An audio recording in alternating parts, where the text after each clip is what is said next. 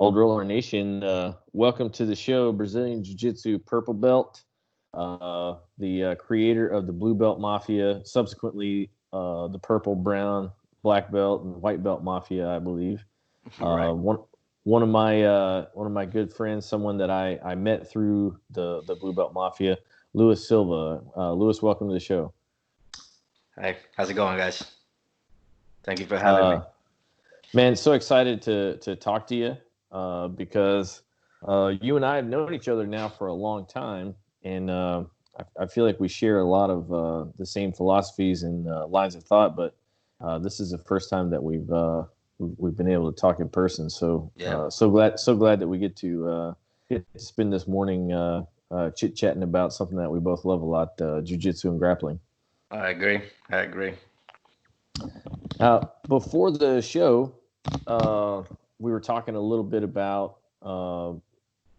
your philosophy. You don't necessarily like guard pulling. That's kind of one of the jokes of the Blue Belt Mafia, page is like butt scooting is not allowed.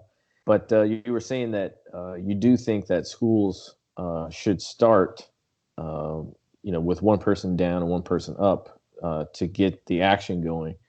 And I wanted you to expand a little bit on that because I think you had a really good point about the value of training time hmm and how your training time can be spent.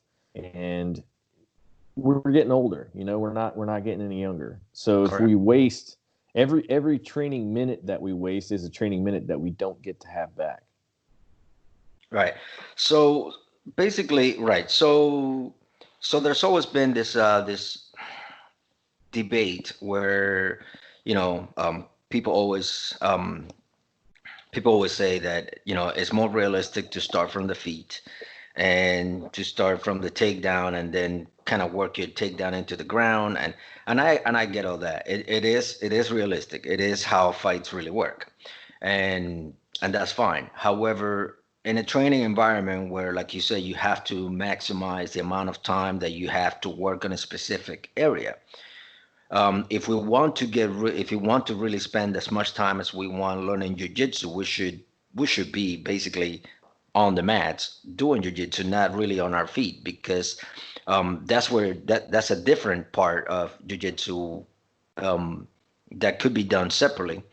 Um, and that way you can still maximize the time on that. So what I'm really saying here is, when schools have, assuming that you have two separate programs. You have the standard program, so it's just some type of wrestling program or a judo program, or just even call it unofficially a takedown program. Assuming that you have a takedown program, you can maximize your time by focusing on takedowns on your takedown program or your takedown class, and then maximize your ground time on the jiu-jitsu class, as opposed to trying to start your matches from your feet in a jiu-jitsu class. And the point to this is, while I've seen it countless of times where guys are trying to, the clock starts and they spend 3 minutes just trying to take each other down. And I mean, it's all that time just basically just evading each other, grip fighting, basically, which is all part of the game. It's all great, but really they just never really did anything. They never really even touched the mats. And especially if it's a crowded school, especially if you don't have the room to support that type of training. And I know they say, well, you do that for a minute and then you just go down to the mat and sit down, and if nothing happens, that really doesn't happen either, because as much as we like to leave ego at the door, we're still a very competitive type of creature, and we that's just who we are. So that kind of stuff is always going to happen. So to me, the best way that you can maximize your time is to just one person on the butt, one person on the knees. Clock starts, go at it. You'll spend your whole entire 5 or 6 minutes, or however your clock runs, um, just working on jiu-jitsu, working on what it would have been after a takedown happened. Then on your takedown class, you can work on how to negotiate that takedown on how to get to the ground. Once you get to the ground, it's up to you whether you want to keep going or not. But most likely just stand up. But to me, that's the best way, and it avoids injuries as well. On the on the older people. So that's also a good way to look at it too. You say the older people, but the only injury that I have ever seen, like actually happen other than my own. So I incurred an injury in jiu-jitsu because of a bad decision that I made when someone was leg locking me, and I was clearing my knee and I was getting ahead, but in the process they shifted and all their weight basically went through my LCL. So that's one injury that I've seen, that was poor decision making without a takedown. But the only other injury that I've ever seen was a 25-year-old guy who was being taken down, and he landed wrong. I think that he tried to post his arm behind himself, like to maybe try and catch himself and bounce up or something like that. But the force I think it was called a spiral fracture or something like that of his ulna, and so it broke his arm just from landing wrong. And then he wasn't an older guy. He was young. I think he was an aspiring MMA fighter, as I recall, and it was just like just a thing where I think he thought he could scramble more than the situation actually allowed him to. Well, injuries happen all the time. I mean, there is such a thing as accidents. That's why they call them accidents. Nobody really Yeah. means Oh yeah. to actually get hurt. However, the biggest cause of injuries, in my opinion, anyway, is either the lack of knowledge or the lack of responsibility for your own safety. So some people choose to actually neglect their own safety, and that we've seen this a million times. We've seen this. Take, for example, some people who are very flexible and they trust their flexibility, they trust their dexterity and their joint flexibility. So they push this limit, these limits, these li- sorry, my Brazilian is showing. They push this limit, these limits because they know that they can push them that far. One example is, for example, Vinny Magalhães. So Vinny Magalhães, who by the way he's in the Blue Belt Mafia group, he he has these incredibly flexible joints, and I've seen this guy to the point of his arm just snapping and breaking, or his leg just snapping in half in a knee bar, and I've seen him push that limit to the point that it's like, wow, it's crazy. Well, he has a flexibility. That's why he preaches the no leg, the leg locks don't work type of deal out there. Um, because to him, really, it doesn't affect him. Like he's really flexible when it comes to that. But then there's other people who see this stuff. They watch YouTube videos and things like that, and they say, oh, you know what? See, I can probably do that too. I can probably just fight it a little bit, and then they neglect their own safety, not knowing that everybody's different. Okay, and that's how they get hurt. Take for example a wrist lock. Okay, some people have very very very very very flexible wrists, and they can withstand that wrist, pain and not a big deal. Me, for example, my wrists, due to all the many years of boxing, my wrists are trash. My wrists are made out of paper mache right now. You put a wrist lock on me, I'm probably gonna tap like just on touching it. So so I wouldn't be crazy enough to neglect my own threshold of pain because I know how far I can take it. Um, Now, then the lack of knowledge, again, like I said earlier, that to me is probably 80% of the reason why people get hurt. In judo, for example, a lot of people talk about judo being such a dangerous sport, and there's a lot of injuries and a lot of people getting hurt all the time in judo. Reason why some people don't want to take judo is because they think that they can get hurt there more than they would get hurt in jiu-jitsu.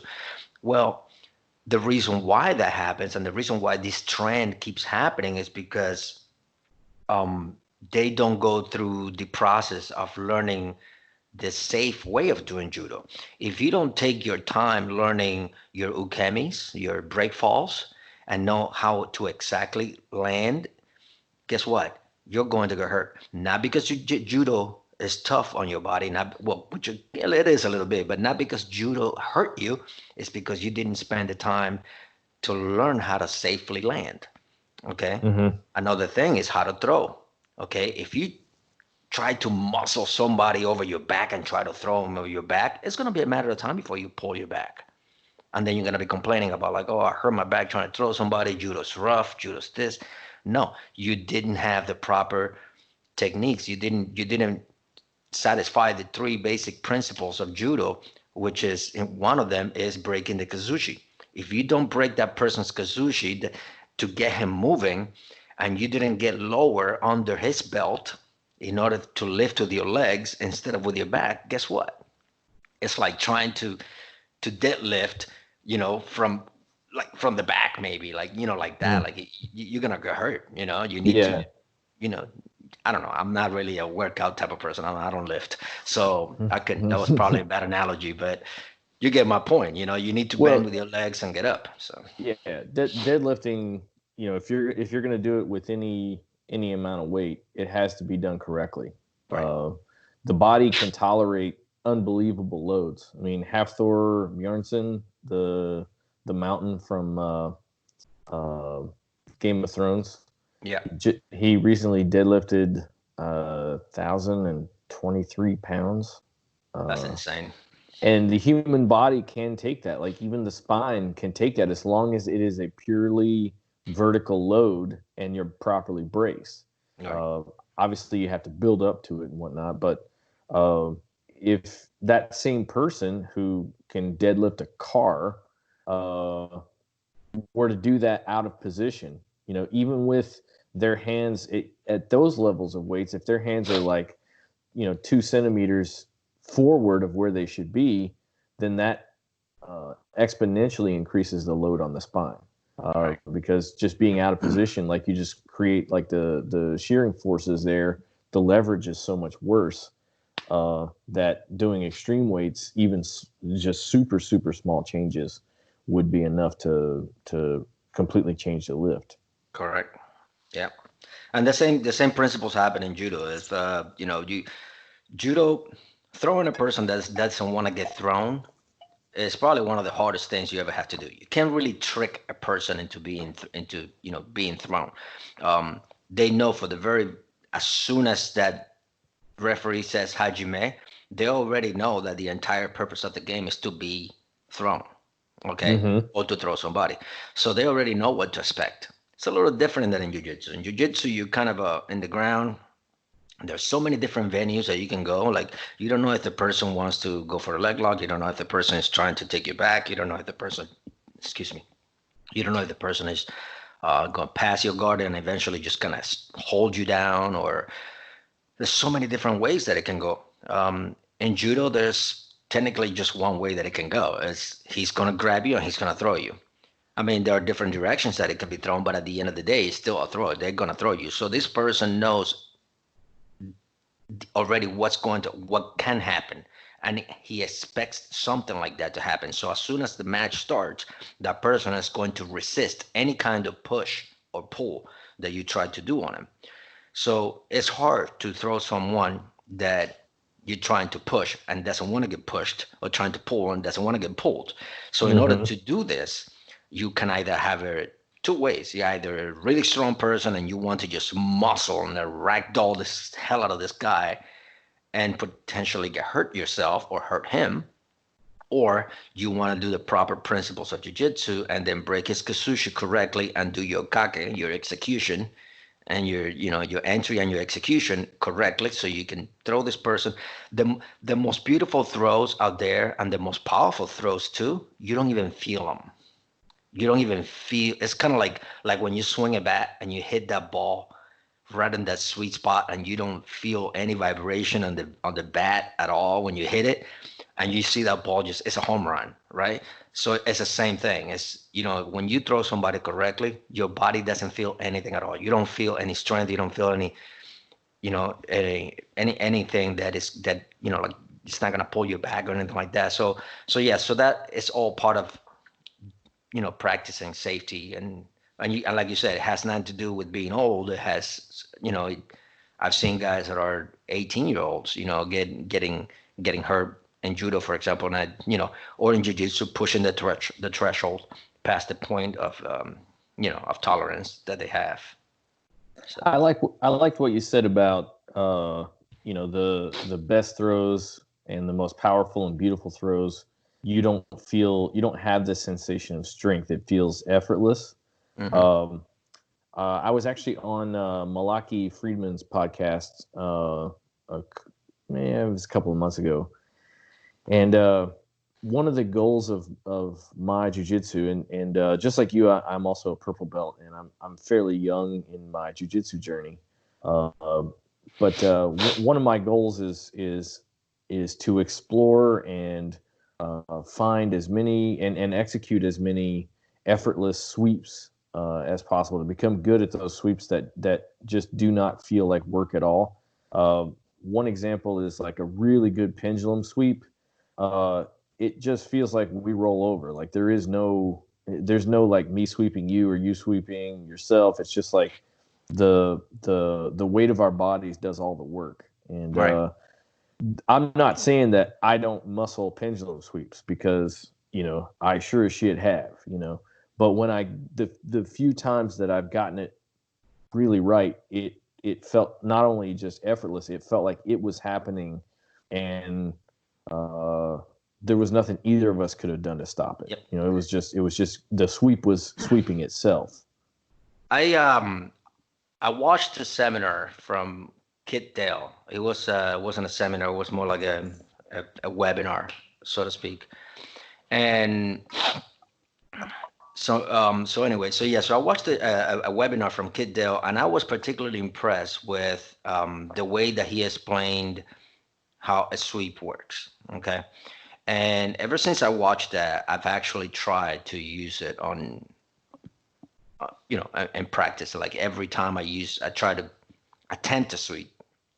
Before I even attempt a sweep, I try to do that checklist in my head, real quickly, because you don't have time to actually start, thinking too much. But it's only three things that Kit Dale emphasizes that you should have in order for a sweep to work, and that's just not just a sweep in particular, but any and every sweep in the world that exists in jiu-jitsu requires those three bases, those three checks, to be checked, to be marked in order for it to happen. I mean, you could make it happen with 2 out of 3, but then you had to be maybe apply some strength into it in order for it to happen at that point. But if you want it to happen like effortlessly, he was explaining that the first thing is, let me see if I remember, because it's been a while, but the first thing is what was it? So I have to probably just get back with you and send you this, but so you have to have, okay, so you have the post. Okay, so that's one. I'm not trying to remember now. So first one is the post. Okay, as long as you eliminate the post in the direction that you're going, obviously that part of the building is going to collapse. Okay, he was actually making reference to the attacks on 9/11, but not the first time, not the attacks on 9/11, the attacks on the towers, but not the ones on 9/11, the ones prior to that, the ones that were done like 5 or 6 years before it, that they put a car bomb by one of the corners, and that was particularly and strategically placed there because it was meant to collapse a support column for one of the towers, that when taking that, then there's no post basically, and then it falls. So it's basically the same thing for a sweep. You take the post, you take the part that that is going to hold that person there, and then eventually that's going to it's going to be a collapsible point. It's just a matter of getting into that tip where it just tips over, and then from there just gravity takes its place. Yeah. So that was that was one. You have to get rid of the post.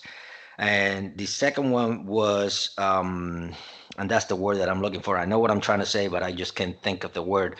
but it's basically having the right, being at that point where you're under the person that you need. That, you can't throw someone, for example, all the way from here and then just muscle it all the way across. If you want to throw somebody or sweep somebody this way, you have to completely get under the person and become his Mm-hmm. ground. When you Yeah. become his ground, when the ground moves, the person will move. And but there is a word for this. It just doesn't come to me. And the other one he was talking about, it was the third law of physics or the first law of physics. I don't remember which one it is, but it's basically saying that whenever there is a force going in a direction, there is the same amount of force going in the opposite direction. Mm-hmm. So whenever you want to place that person on this side, something on your body has to be pushing on the mat against the other direction. So whether it's going to be an elevator sweep, or it's going to be a pendulum sweep, or it's going to be a initial sweep, any kind of sweep that you do, there's going to be some part of your body pushing. Either it's your hip or your foot, or even your own arch by bridging back. You're still going to be doing that much force towards the back, but it's a different kind of force. It's not strength. It's just basically just posture, just posturing yourself in a way that you can create that type of elevation in order to get that sweep to happen. So you get those three things to work all at once, and those sweeps are going to happen like it's you didn't even feel it. The person just kind of rolls over. So, but yeah, that's You know, that. um, what you said there reminded me. I don't know if you follow like the Jiu-Jitsu YouTube channel. Um, he puts a lot of. He's another Kentucky guy, so that's one reason I like him. But he puts out a lot of technique videos, and he teaches a lot from half guard, and he teaches a sweep that they call the giggler. A lot of people call it like the John Wayne sweep. I don't know if you're familiar with that one from half Yeah. guard. I know you use half guard a lot, but what he basically was saying is like there's two ways that we can do this sweep. The first is we can latch on and we can just pull, and just like you said, you got to get yourself underneath the person. It's like he said we can pull them on top of us, but it's a lot of work.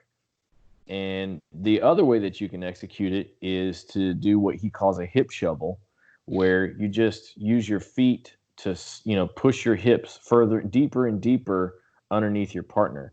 And at some point, you just get so deep that, just like you said, you become the ground, and then Mhm. they just roll over you. Right. And so that giggler, the reason they call it the giggler is because it's so effortless, and it shouldn't work, but it works, and it's just like it takes no effort. Um, that that seems like a really good expression of that principle that you're talking about of, you got to get under, and then the force a lot of times is actually them like trying to protect themselves, like they actually push the sweep over themselves. Yeah. Yeah. It's I have a sweep that similar to that, and I use all the time, and I catch people by surprise with it sometimes because they don't expect it to happen. But it uses basically that same principle, and I use them mostly on when I know my guard is about to be passed, or when someone is passing me on a Toriando pass, and it happens so effortlessly because they are basically launching themselves into a sweep. And it was funny because just right before this whole shutdown happened, we had an open, not an open mat, but we had yeah, sort of like an open mat that we had, and we're playing that game. What is it, King of the Hill or something like that, where Mm-hmm. you know you Yeah. you sit there and then just people come at you, and but we call it the passing game. So and I was there. I was sitting on the ground, and then people were just coming over. And then the point is, I have to sweep him, or they have to pass me. If they pass me, then I get up and go to the line. They sit down. Yeah. If I sweep him, I stay where I'm at. And I think about six or seven of them on a row. It was one, the second one, the next one, the next one, the next one, the next one. They kept just coming, and I just kept sweeping with the same exact sweep. And there was a crowd on my right side, that were waiting for the next class, and they were just over there watching this same sweep happen over and over on the next person and the next person and the next person. They were over there cheering and laughing. It was like, what the hell? It's like this, the simplest and the most stupid of all sweeps. Like, Mm-hmm. it has two steps. The sweep has two steps. If I had to explain it and I make a video, it will probably be the shortest video tutorial ever, because it's like, this is how you sweep: grab and do this, grab and do this. But but that's the kind of jujitsu I like. I like the jujitsu that I can do, the techniques that I can do in one or two steps and done. I That's why I don't like fancy, because fancy sometimes, like, all these inverted sweeps and all this stuff and all this crazy stuff requires like 5, 6, 7, 8 steps to make something happen. And the more steps you have into a technique, the more then chances that thing can go wrong, or that the more chances that the technique can deviate into another path, and it becomes a different game, a different technique, and now you're in a whole entire different position. So it's like, now when it comes down to like 1, 2, 3 steps at the most, and you're already pretty much in the position you want it, that's good jiu-jitsu, at least to me. I like that concept too. And I forget who the quote comes from, so I'm going to quote somebody, and I can't remember who said it.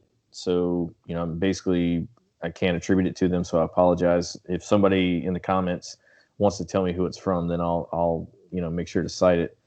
But they basically said your opponent gets a vote, and if you have like these 7-step moves like you were describing, that's 7 opportunities that your opponent gets a vote to shut it down. Yep. Versus what you were saying, like a 2-step move has only 2 opportunities. And so if I can set you up and execute within 2 steps, not only is that probably more energy efficient, but it also gives my partner less opportunity to vote against what I'm trying to do. Exactly. Yeah. Yeah, that's exactly the whole point. It's less time. They have to act on you a lot quicker as well too, because they know that by the time that they get to develop their game, you're already in the process of executing and finalizing yours, or maybe moving up. Maybe your entire purpose wasn't even finishing there. Maybe your entire purpose was to move on to a different position. So if they were trying to defend themselves or to counterattack the position that they find themselves at that point, say for example side control, if you manage to progress from side control into the back in like 1 or 2 moves, that's it. They didn't have enough time to even counter whatever was happening to them while they were on the losing end of side control. But now they have to completely rearrange the entire game plan, because they're in a whole different position. So it doesn't necessarily have to mean that you have to execute your finishing technique in 2 or 3 moves or 1 or 2 moves. Is progressively change and progressively move to a better and a more advantageous position within 1 or 2 moves or 3 moves or something like that. It's not always, you know, in a dream world, yes, that would be great. Sometimes it doesn't happen. Sometimes you actually have to work a little more, Yeah. and work into the 5, 6, 7 steps to get somewhere. But you want to shoot for that. You want to shoot for getting to the next position in the least amount of steps as possible. So, like, I want people to understand this, that when I say, um, you know, doing it, do what you have to do and execute in 1 or 2 moves, I don't mean winning the entire match in 1 or 2 moves. I don't even mean submitting in 1 or 2 moves. I mean technical progression, whether that technical progression is moving from one position to a better, or that technical progression is moving from that position into a setup, or from setup into a finalizing and finishing, with the submission. Any one of these things is progressive jiu-jitsu. So as long as you can progress your jiu-jitsu, you do progressive jiu-jitsu with a minimal amount of steps as possible between these progressions, I think you're always going to be in the winning end. I like the thought too, because so we were talking earlier about efficiency of training, like when we're saying that practicing takedowns, in your jiu-jitsu roles, often leads to people just like stalling and grip fighting and, spending that role however long it was, not really getting a whole lot of training done, and just kind of like, standing like two bears, like Mm-hmm. trying to wrestle. Yeah, At it's the like same, my professor calls it two mountain goats. there you go. Yeah. So I Yeah. was thinking about that too. And so the same principle, if we're talking about economy of training, would apply to the idea of being efficient in your movements, and just like you said, being able to advance with minimum steps. So the one of the real kind of hallmarks of jujitsu that I've come to through these interviews is the idea that efficiency goes further than just uh, leverage and um, like using the minimum amount of force, and putting yourself in position to succeed. Efficiency goes to like your training methodology and your thought process. And so if you are trying to execute within 2 steps, a position change, let's just say a sweep.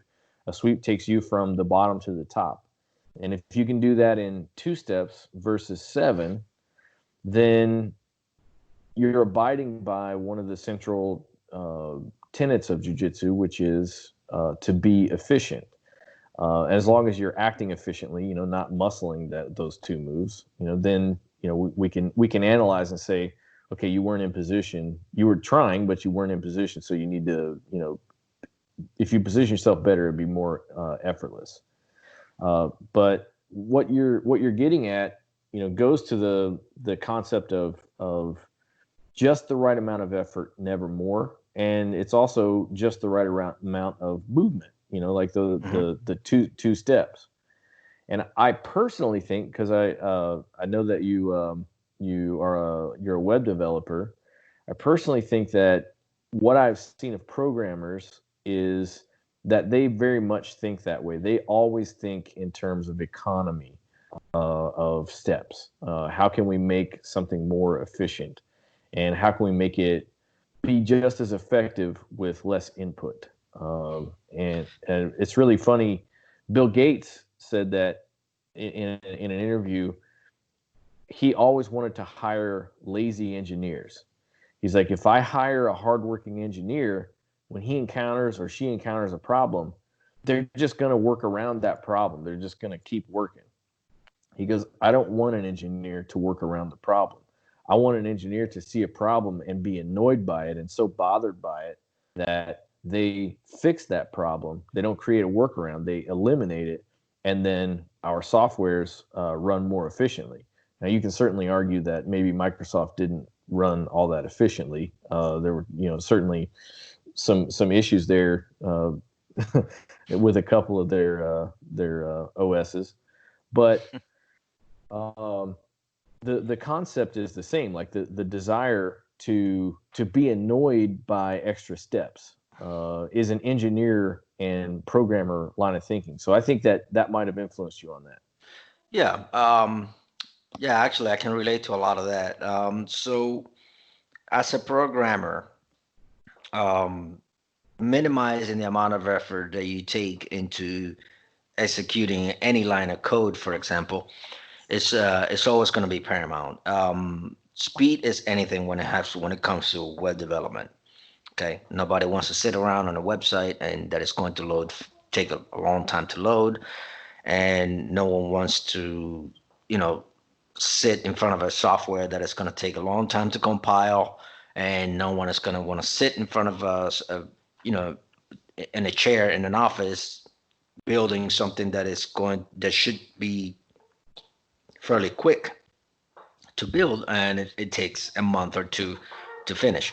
So no matter which angle you want to look at it on, where you're sitting, speed is always going to be an issue for everyone. So now, um, how you manage to have all these this performance improvement in programming is by having good frameworks. So when we look at frameworks, we look at foundation, which is kind of like what jujitsu is. Jujitsu has a foundation. Okay, the stronger your foundation, the stronger your jujitsu will be. Not so much as the faster that you will execute your jujitsu, but the more efficient you will execute your jujitsu.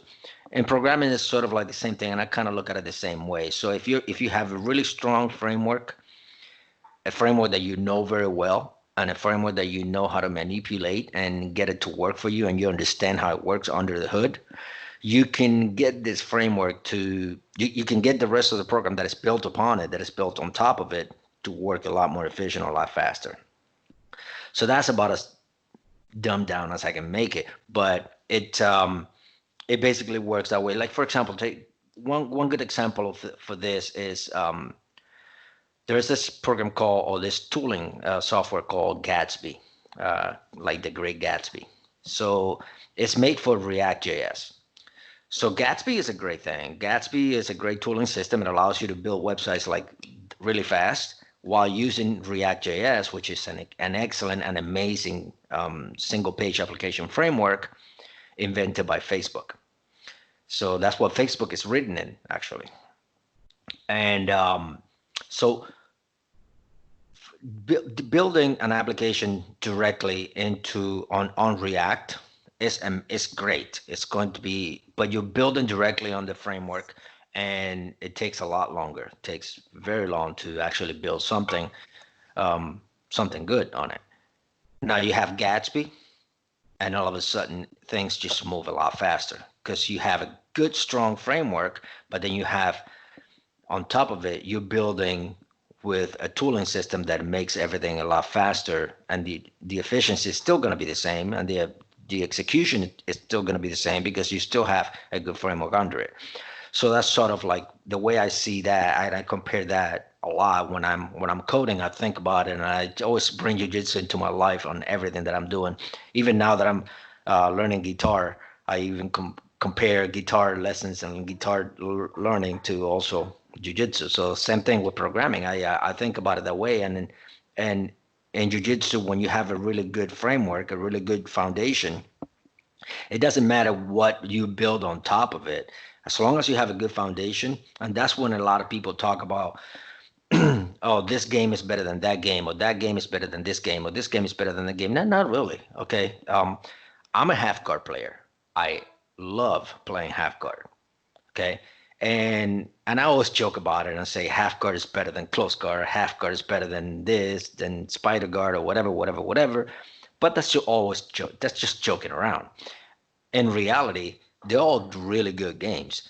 The thing is, whether you have a good foundation of jiu-jitsu under it, and you have a good knowledge of whatever other game you decide to put on top of it, whether that's spider guard or half guard or lasso guard, whatever guard you decide to actually become really good at, if you have a really good foundation, it will work great for you. So it doesn't really matter onto what you put on top. It's more the framework. The framework is, I mean, if your fundamentals are messed up, you're gonna have problems. The house will crumble. Something that you said there is like you work jujitsu, into your life and your guitar playing. And one thing, I used to be a professional musician back when I was very young. So I'll give you one piece of advice from my guitar and composition and percussion days. Get a partner just like you have in jiu-jitsu. So get someone to play with, be that a drummer or another guitar player or a bass player or someone who can sing. The rate of learning goes way up when you have someone to play with, and I can't explain why, but I can tell you that from being in bands, anytime I would learn something, so I wrote a lot of music, and anytime I would learn something from my guitar teacher, I would then try to write something with it of my own. So if I learned a chord progression, like that sounded good, then I would try to take that chord progression and write a simple thing with it. And so I'm teaching my fingers the motion of the chord. I may be teaching my picking hand, certain arpeggio pattern or whatever, but I need to, if I'm creating with it, somehow that works better for the memory than just learning. So like if I'm learning someone else's song, I'll learn it. But if I take the motion of that song and turn it into my own song, I'll learn that a lot better. Most people are the same way, and people who play in bands or with a partner, it doesn't have to be like we're going to go out and play play at the local coffee house or anything. You'd just be like we meet in the garage and bang out an awful racket together. Right. For some reason, you will learn probably just about twice as fast as if you don't do that. So and it's not accountability. It's not like, oh well, I got to be good so that my partner is not like bothered by me. It's just that you're just excited. It makes you excited, to have that person that you're going to work with. It speeds up the fun. I think, I think I know what you're saying because unfortunately I don't have anyone that can just like come over and play all the time because I try to practice like 1 or 2 hours every day, especially now that I have the time. But I do have access to a website that has backing tracks in it. So and then that's a way to do it. Yeah, you can do that too. So these backing tracks, you can shut down the vocals and shut down the drums or whatever. So I usually keep the drum line going because that's a good way to get your tempo and your to know the beat that you need to play to. And so I keep that one going, and then I usually keep the bass line going as well because that will give me the root note that I know I need to be playing on. So every time if I need to hit a C chord, he's going to be playing that C root and so on and so forth. So, and then I just kind of mute out all the other ones like the lead guitar. If I'm playing rhythm, I mute the lead guitar and mute the other ones. But I've tried to do it to the whole song, like just put everybody back on, put the vocals, put everybody. It's a hot mess. Now that's an awesome, that's an awesome little hack. I like that. I wish that we had something like that when I was learning. But back in those days, it was another thing that people have is I can't remember the name of the community, but there's a few of them where you can just record something like a little line or even a whole, your parts for a whole song, and then give that to someone else, and they can record their parts, and you can create a studio quality recording one piece at a time and never ever come into contact with one another. That's crazy. That's pretty good. Yeah, I think it's maybe Bandcamp or something like that. One of the Apple apps has it, and then there's just a whole online community for it as well. It's really really cool, and it's a lot like jiu-jitsu. Because like in jiu-jitsu we have Sensei YouTube, you called it. I've been calling it Sensei YouTube ever since you said that. I love that, where people just share techniques.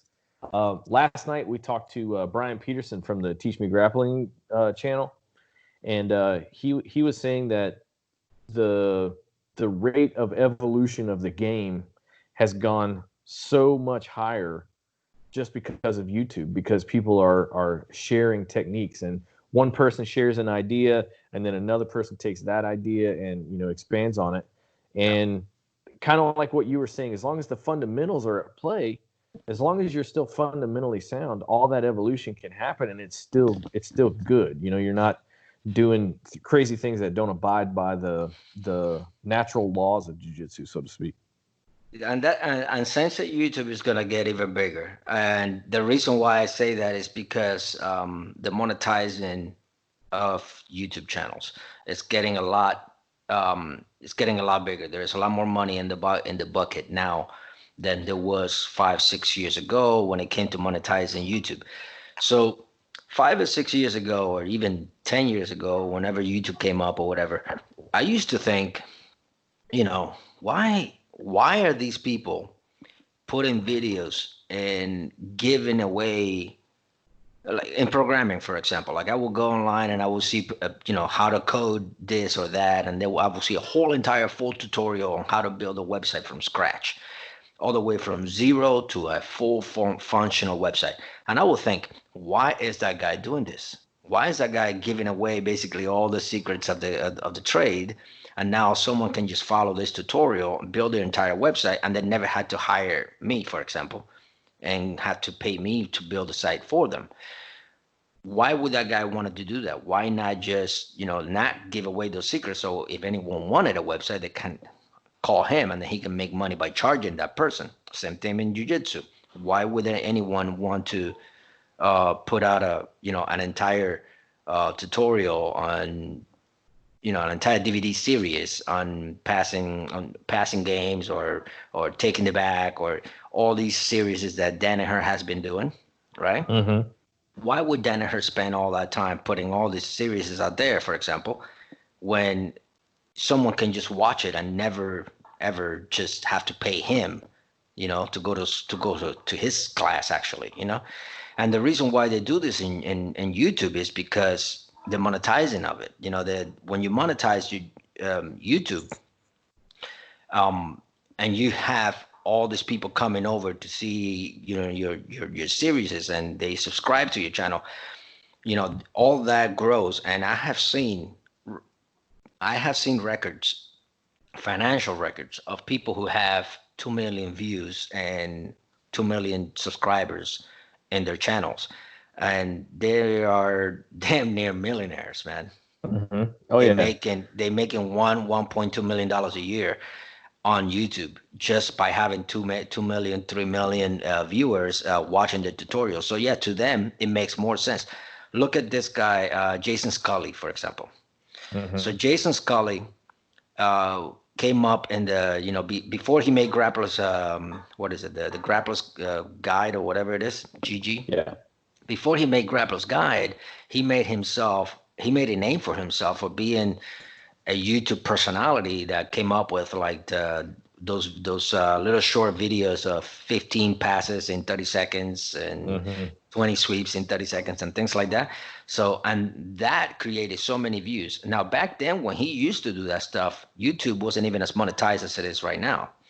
If he went back to that game, he will be incredibly rich. Not that he isn't already. He has money. This guy has a lot of money. I know he does because Grappler's Guide works really well, and it's really Yeah, I'm really I'm a giving him, member, and yeah, it so many provides so people much love it. value. So I don't feel like I paid the full price for it. He does a lot of specials where you can get it for like a third, but I have Yeah, never ever felt like I overpaid. I'll say that. Like yeah, it's I'm not trying to shill his work or like his side or whatever. I am only saying I personally have gotten a lot of good info from that site, and he does a good job with it. yeah. Yeah, that's one of the things that uh, one of our admins in the Blue Belt Mafia, Chance Vanek. He was joking, telling me that Jason Scully was gonna kick my ass because when, when I made the Blue Belt Mafia website, I added a feature to the site that people have to actually be a part, log in and be a member of the site, and then they can submit their videos if they have any issues with, for example, any given technique. Let's say, for example, you have a problem with knee shield passing. You get knee shield passed a lot, and you want to know what's wrong with it. So you make a video of yourself, with the playing knee shield passing defense, and someone passing you, and then you submit that video to us to our website, and one of our black belts in the site will look at the video and we'll study it and find your problem, find where it is that you're messing up. And then they will make a video of their own and send it back to you with the fix of your problem. Yeah. So so this is a really good feature, and all of it is free. So you don't have to pay anything to become a member of the Blue Belt Mafia website. You can just make a profile and you're in there, and you can just do this video troubleshooting, technique troubleshooting, also for free. You don't have to pay anything for it.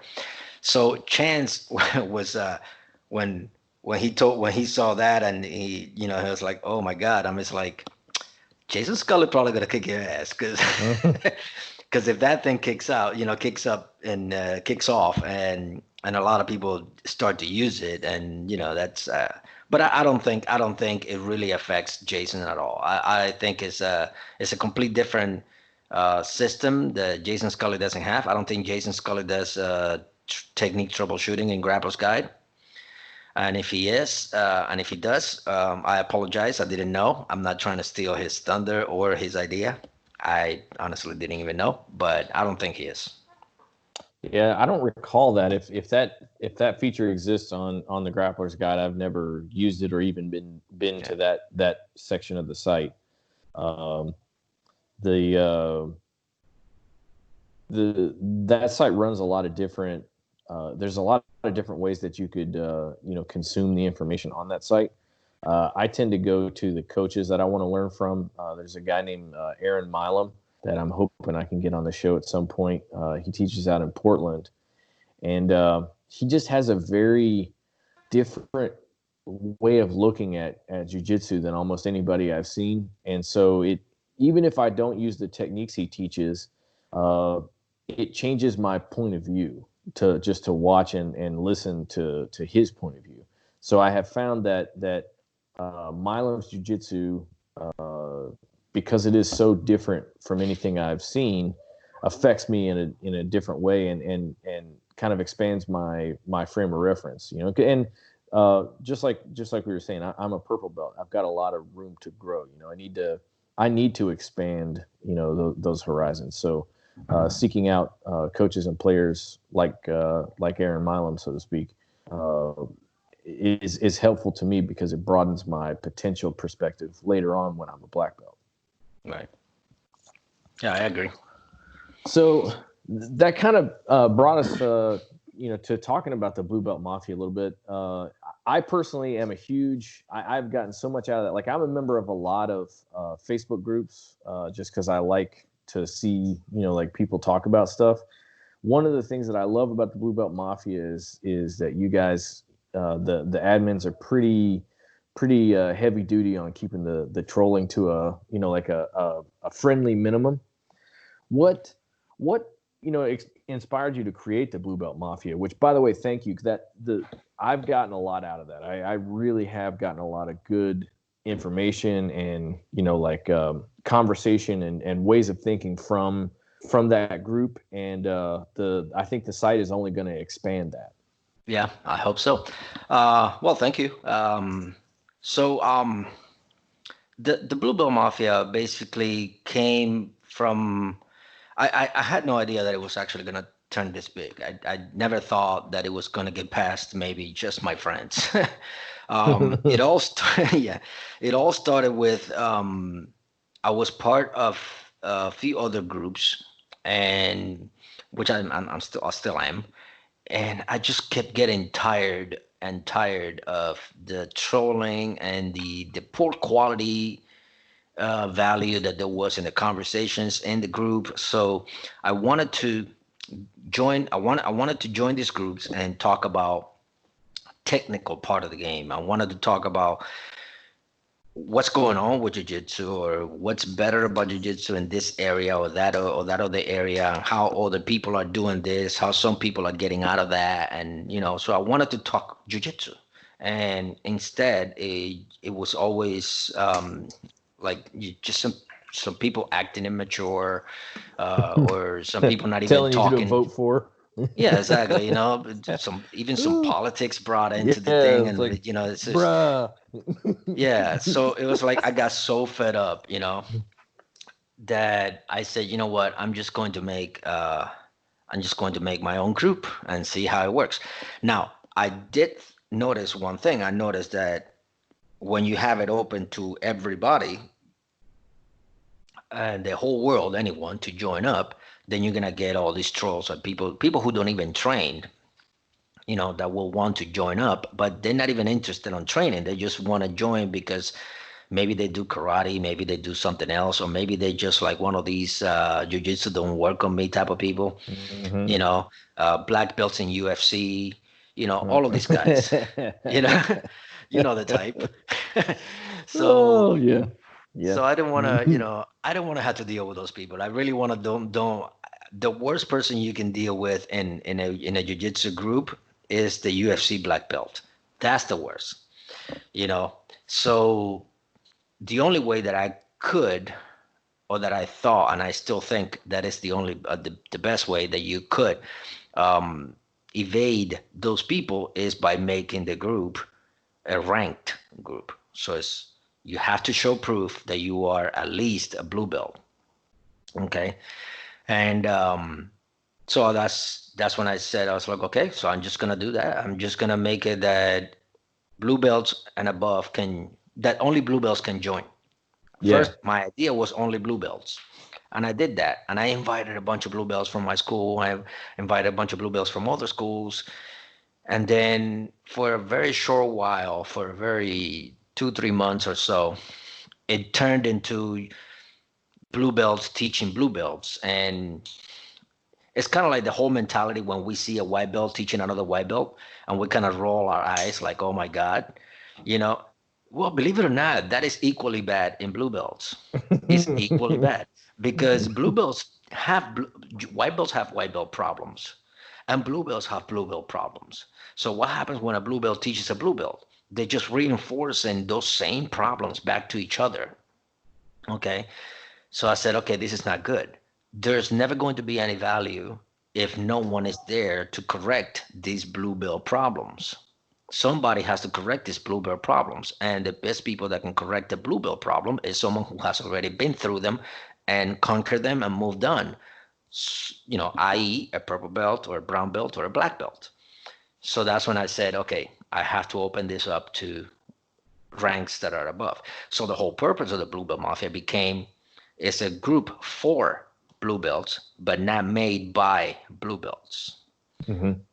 So the blue belts are there to share their journey and among each other and help each other too as well and all that, and do all that stuff and get all the benefits of the group.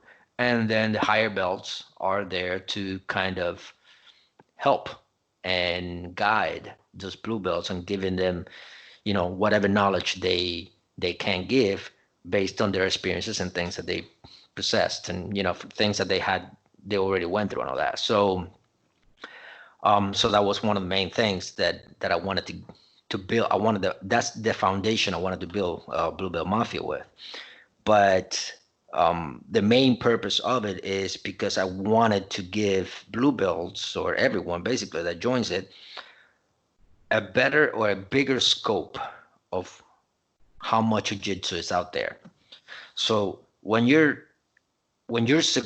secluded there to the blue belts, or not just the blue belt, but just the people in your school, okay? Mm-hmm. Regardless of how big your school is, you're only going to get acquainted with that jiu-jitsu that is being taught in your circle, inside that bubble, okay? So if you're from a passer school, like we are, you're going to be very, very familiar with the passing game. You're going to be very familiar with the top pressure game, and that's going to be your bubble. That's going to be your jiu-jitsu, because that's all you ever known. That's where you came in as a white belt. That's where you grew up into a blue belt, and that's basically all that you did, except for the few times that you stepped out of that bubble to go compete or to visit another school. Most likely, most times you stayed in that bubble. So, but that's not all the jiu-jitsu that exists. There's a lot more jiu-jitsu that was in that bubble. There are other schools that are guardado schools, like they're guard player schools. They are 10 planet schools. Losers. There are the 10 planet schools, and then they are the you know the leg lockers, like Novo Neon and things like that. So there are so many different styles and types of schools out there that have different methodology about how they go about their jiu-jitsu and how they build their jiu-jitsu. So when you have a group with, like, right now we have over 6,000 people in it, 6,000 people that come from different kinds of schools and different kind of methodologies. Now you have a broader scope of how jiu-jitsu really works. So you could start talking about, like, oh, so this is how I progress through my fight, and this is how I get to, from point A to point B. But then you notice that somebody else jumps in the conversation and say, well, that's interesting, but this is how I do it. And then you Mm-hmm. start realizing it's like, okay, not one is better than the other, so to speak. There's still two different journeys, two different paths, and they still all get to the same place. It's a map. It's a layout of a city. You have point A, point B, and then you can still go this way. You can go this way. You can go this. Doesn't matter so long as you get there. So it gives you a broader, idea of what's out there and how other people are doing it. What you were saying reminded me just like what we were talking about before, where um, once I was exposed to Aaron Milam, and just the way he thinks about things is completely almost like bass backwards to the way my school does things, and it really expanded my worldview. So I like that idea that the BBM is a vehicle for that same expansion, Yeah, and that's one of the central concepts. you don't have to believe it, but you have to be aware of it. Yeah. Like Oh for yeah, example, for leg sure. locks. Yeah, leg locks. I'm not a fan. I'm not. I won't. You don't. You mean you If it's don't there, like the I'll leg? use it. There we go. Don't fear the reaper. So I mean, like I'm not against leg locks. I use it if it's there. Okay. Mhm.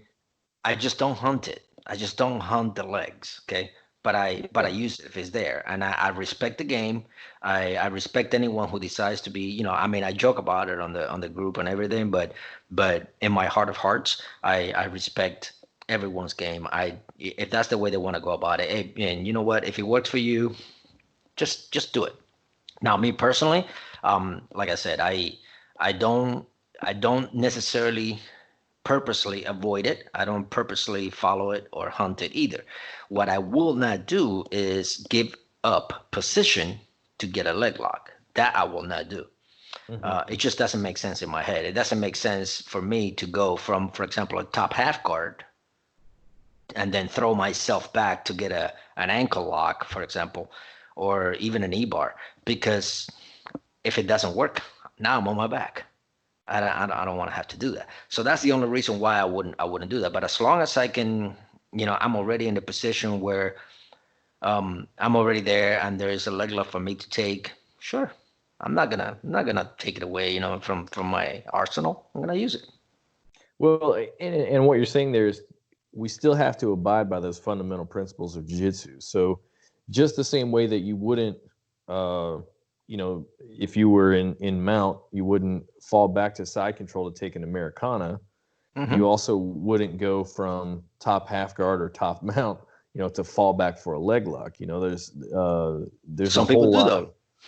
Well, what I'm saying is that if we believe that is a fundamental, that we should always be advancing either position or trying to advance to a finish, Yeah. then we're not going to sacrifice position in the name of the finish. We're going to be looking for finishes or better positions simultaneously, not worse positions in the name of finding a finish. Right. Well, we've come, to about an hour, and we've talked about a lot of the things that I wanted to get to, and so I can't thank you enough for being willing to join us. For those that are on Facebook, if you're listening to this, hunt up the Blue Belt Mafia. You can just search it and join. If you are a blue belt or above, if you're a white belt, then keep practicing and get a blue belt, and then And there join the is the Blue Belt white belt Mafia. mafia. Right, and there also is the white belt mafia, but I'm not a part of that. I'm too good for that shit. I'm kidding. I'm a charter member. I still, the day I got my purple belt. So I'll give you just a brief anecdote from my experience. The day I got my purple belt, uh, it was a really emotional day for me. Like I just really definitely did not think that was in the cards for me. I didn't think that I would ever be good enough to be that. And I also knew that a lot of what has given me the skill to become a purple belt has been taking a lot of risk. Like I will go headlong into where someone is good, and like I'll eat shit sometimes, and I tap to a lot of white belts, and so I didn't want to have nervousness about continuing to have that risk. So as soon as like I got the belt tied on my waist, I went to a friend who's a white belt, and I was like, here, put me in a guillotine. I need to tap to you, so I'm just not afraid that's going to happen, because I can't have this, like, I need to defend the belt. I've got to be willing to go headlong into places where you are dangerous in order to get better. So I'm part of the white belt mafia, and I'll be honest, I tap the white belts like as a purple belt. I try not to, but if you catch me, you catch me. I'm not going to fight it. Yeah, that for me, getting my purple belt was also very very emotional, and mostly because of my history with jiu-jitsu. I was I was scammed initially. Bef- this is my second time around at a purple belt. So I was a brown belt. Nice. But I was a fake brown belt. And so basically, I started jiu-jitsu before jiu-jitsu was even cool, like in Brazil, in São Mm-hmm. Paulo.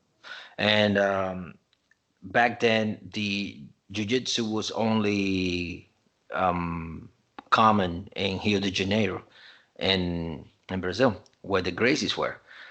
And there was this guy that moved into our town, that he had jiu-jitsu and he was going to open up a school, and I joined up. And, I mean, of course, I mean, he was kicking our asses. So to us, I mean, we didn't know better. To us, he was God. He was good. He was a black Sure. belt, you know. And and then eventually he started ranking a bunch of us, including myself. I moved up to like blue belt and purple belt, brown belt, all that. Then I came to the United States, and fast forward like 20 years and all that, and I get back into jiu-jitsu again. I'm getting my butt handed to me by even blue belts or anybody, and so it started to spark a curiosity, plus some drama that was behind that as well. But it sparked the curiosity as to like what's going on. Maybe jiu-jitsu evolved so much. I don't know. But I started to do some research, and I tried to contact this person, the black belt that promoted me, and didn't find him. He died. Just he was old and died. And then, but I did find a friend of mine who was also with me in these classes, and he knew the truth after I had left. He got exposed, and everybody knew that he was fake. And so basically all the promotions that I went through were really meant nothing. And that was so that actually made a whole lot more sense to me. So it's like, okay, now I understand why I'm so horrible at a brown belt. And it's because I'm not a brown belt. So I took that thing off, and put on a white belt, and went back to school and do it the right way. So when I became a blue belt and then I became a purple belt, it's like, to me, it's like a self-validation that yes, I can do this on Mm-hmm. the right way, and I have earned this one. So Yeah. that was a little bit of a backstory there. Yeah, no, that's really that's fascinating too. For me, the reason I was so emotional is that when I started, I was just so god awful um, that I was actually. Oh, hold on, I lost my mic.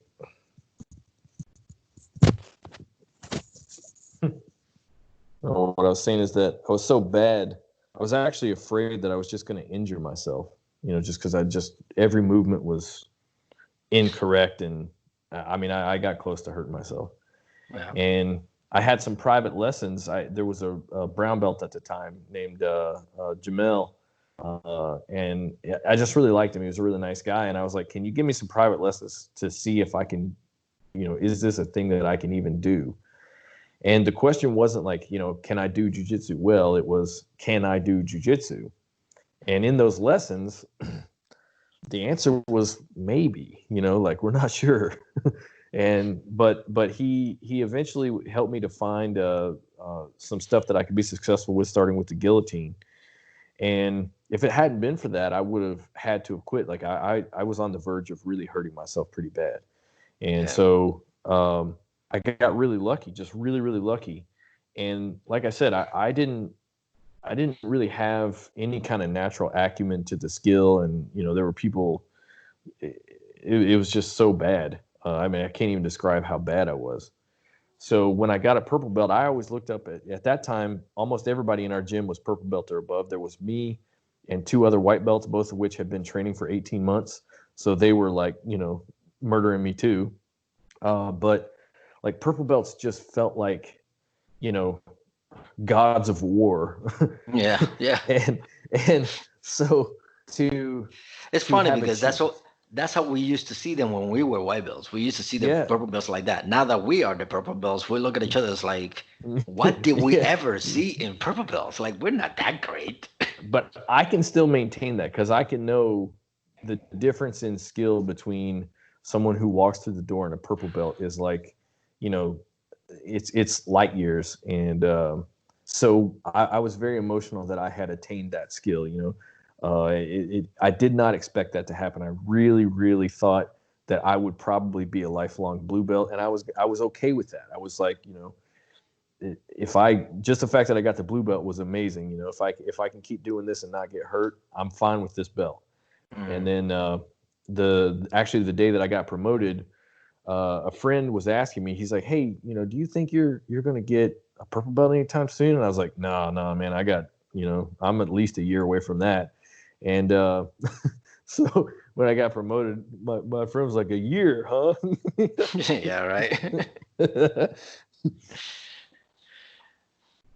Well, Luis, the Blue Belt Mafia website, is that bluebeltmafia.com, or what's Yep. how can so I know that there's a link to it inside of the Blue Belt Mafia Facebook group, but for people who want to get information and advice, I definitely recommend that website. I'm a member. I'm not saying like you be a member and I'm not one. I am a member. Yeah, you don't have It's to be a blue it's belt, by the way, to be part of the website. So Yeah, the so website is it's open to anybody. and there's a lot of great information on there, and more coming every day. And the more we join it, the more information we'll get, the more value we'll be able to get out of it. Absolutely. Because the more you'll be able to leverage the network size. We've already had an article with Carlos Machado. Such a beautiful. I mean, when he wrote that, like as I read it, I read that like 4 times Yeah, because I was Carlos just like, Machado is one of our authors. He blogs out of the site as well. And then we have also a team of 8 um, black belts and professional wrestlers, and as the Blue Belt Mafia instructors, and all in Jiu-Jitsu and Judo, self-defense, including Mark Kukro. Mark Kukro is one of our self-defense black belts. So self-defense, jiu-jitsu, and including a bunch of other martial arts that he also does as well. So he can also give some feedback on that as well. And we have Sean. Sean, he's got an amazing record, competition record. I think he alone, he just as a blue belt alone, he's a black belt obviously, but as a blue belt, he competed in probably like 30 or 40 different events in one year. Like he has so much experience when it comes to competition and the competition mindset and how to win and how to build that winning um, you know layout. So definitely there's a lot of value, a lot of knowledge, and get great minds that you can pick from, that you can basically just harvest so much from them. And the fact that they're giving away all this knowledge for free, just because they want to help out. I mean, I'm sorry, but I just to put it bluntly, you'd be stupid not to take advantage of it. yeah. I mean, Well, if you don't want to take advantage of this, you're basically an idiot because it's free. it's not like that. Those infomercials like, but wait, there's more. Like it Yeah, actually there is is no free, catch. and there's more. There is no catch. Absolutely no catch at all. At all. Yeah, I think that's awesome, and I'm a huge fan. I really respect what you're doing. It just really excites me, and uh, ever since I joined the Blue Belt Mafia, it's helped me to get better, and so I'm a huge proponent. Anytime somebody in my gym gets a blue belt, I'm like, hey, go join the Blue Belt Mafia. Like, and I'm bugging them. I'm like, you got to get in there because it's going to help your experience. Because we're all going to go through that period where we think I'm not getting any better and everybody's getting better around me, and that starts the Blue Belt Blues, and the Blue Belt Mafia helps. I see this every single day. People, it helps people deal with that because that sensation, it comes on. It's natural, but you can get through it. And we don't want you to quit. We want you to grow. We want you to go join the Purple Belt Mafia. We want you to join the Brown. We want you to get higher and higher. But in order to do that, you got to not quit. And exactly. so that's a big thing that I, like I said, I push people on that because I think it's so valuable. And be patient. There will be days where some trolls are active and going, a little bit. But we try our best to catch them. We try our best to keep it as clean as possible. That's why I don't allow memes and things like that because it throws everything to a circus. But we have made other groups to facilitate that, those kind of posts as well. So we have the BJJ memes group. We have the Blue Belt Mafia buy, sell, and trade. Also, if you want to, promote your business, your rash guards and all that stuff. So we have venues. We're not completely getting, we're not completely, you know, prohibiting you from doing any of that stuff. We just don't want you to do it in the main group that is mainly made for serious conversations about jiu-jitsu. We have given you other groups for you to be able to do that. So it's not like, so I've been called a Nazi, I've been called a dictator, I've been called anything. I have threats. People have threatened me over Messenger. There's one guy that he follows everywhere I am, in every group that I am, and he goes over there to that group and calls my name out and start talking shit about me and calling me a bitch and calling me all this stuff. Like he's completely obsessed with me. His name is Keith Thornblum from New Orleans. Keith, if you're watching this, buddy, don't be obsessed with me, okay? Bruh. It's pitiful. It's pitiful. It's stupid, and it's right down creepy that you're that obsessed with a man. Just leave me alone, bro. Just move on. You didn't cut it into our group. You didn't have what it takes to cut it into a group. And stop acting like you're some kind of big badass dude and that I'm a bitch or whatever, because hey, the invitation for Harrisburg BJJ and Judo for you is open. Anytime you want, come on down, and then we'll see. We'll let the mat talk. All right, Keith. A call out on the Old Rollers podcast. That was unexpected. I love it. Sorry, you can cut that out if you want. No, I'm leaving it. Let's see if we can get a promotion together, get a cage fight. We'll we'll do the King of the Cage, whatever venue we can get to support it. Yep. Well, I think that's a good place for us to pause. Louis, that was awesome. Thank you so much. I think you provided a lot of great insight for myself and my fellow Old Rollers. We're gonna, be able to take this information and like I said, the Blue Belt Mafia and just your ideas on training and all that, and be able to be better on the mats for it. So thank you for your insight. Oh, thank you for having me, and I wish you guys the best.